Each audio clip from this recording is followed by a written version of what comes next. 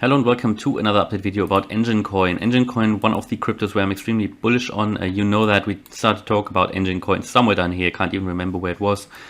It is highly volatile at the moment and we are getting squeezed into an apex of a triangle. I wanted to make you aware of it because this could be a potentially very lucrative trade or potentially the last possibility to buy Enjin at these prices. So as you can see, clearly we are adhering to this ascending trend line that I put on the chart in the last video. I think it was the 2nd of October. I think we had that trend line on the chart before, and we've got a horizontal resistance level here.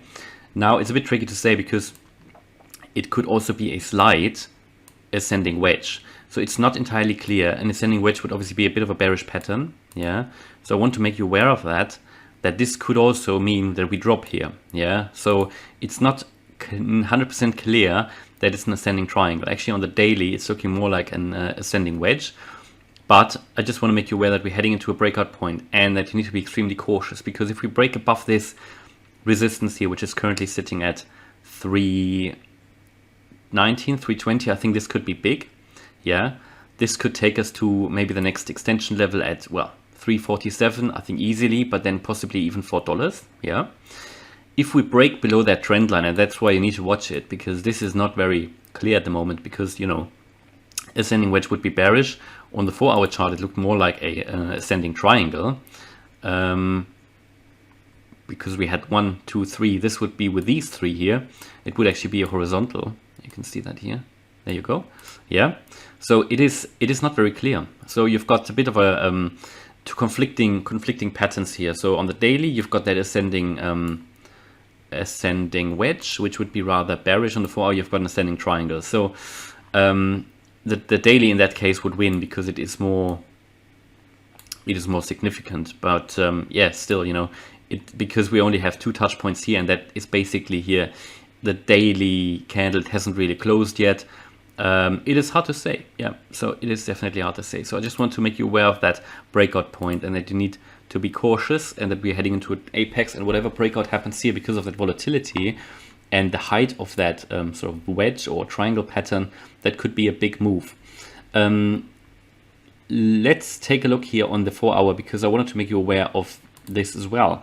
This is why I think, you know, if we have an ascending wedge plus this message here, it could be critical. So while we're making higher lows and we're making higher highs, yeah, we are making lower highs on the RSI. So it's a bearish divergence here.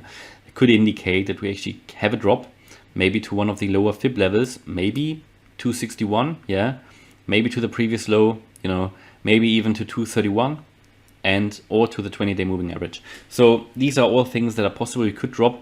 I would say, you know, in the first instance, it should be really drop out of this. First support will be the previous low at 275. Then we've got the previous high here at 261. Then we've got previous lows here. I think a significant one is here at 231.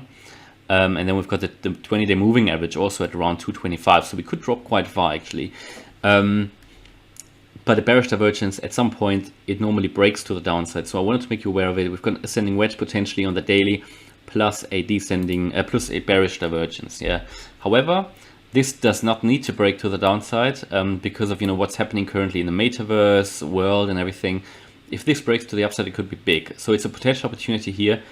Either way, if you're worried about losing potential gains, it might be worth checking the orange trend line here, which is currently sitting at.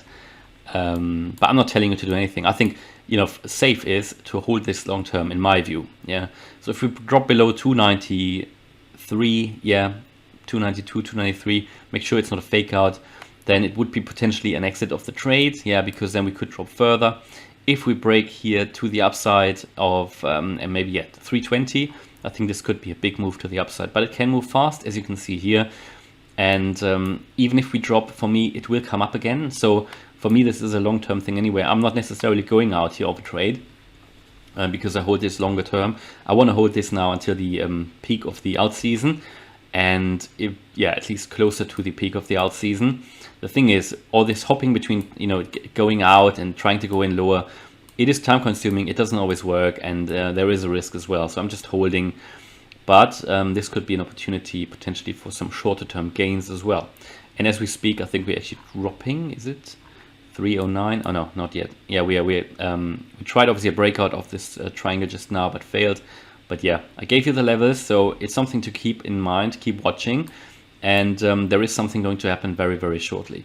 All right, so hopefully you liked that video. If you did, please smash the like button and subscribe. Thank you. Bye-bye.